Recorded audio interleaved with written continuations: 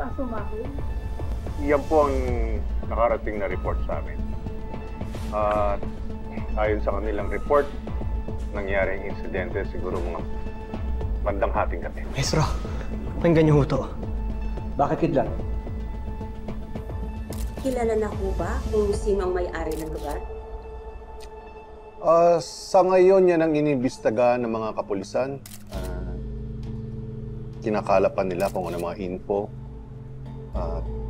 Ayon sa CCTV, may 2 lalaki na nanggaling doon sa warehouse bago sumabog ito. Maestro, si Dagul sa Kasikulot yung nakuha ng CCTV. Posibleng makilala sila ng mga pulis, lalong-lalo na ng mga Victor.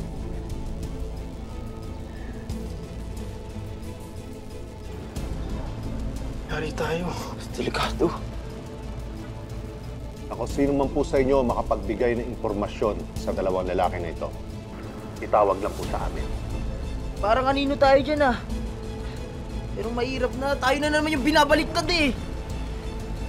Talagang mula noon hanggang ngayon nilalaro tayo ng mga Victor no? Sineset up tayo palagi Papalabasin nila na wala silang kasalanan. Any information about them, para naman po masugpo natin ang pagkalat ng droga at maihinto po natin ito. Father's so smart. See, son? You should be thankful to your father for his plan.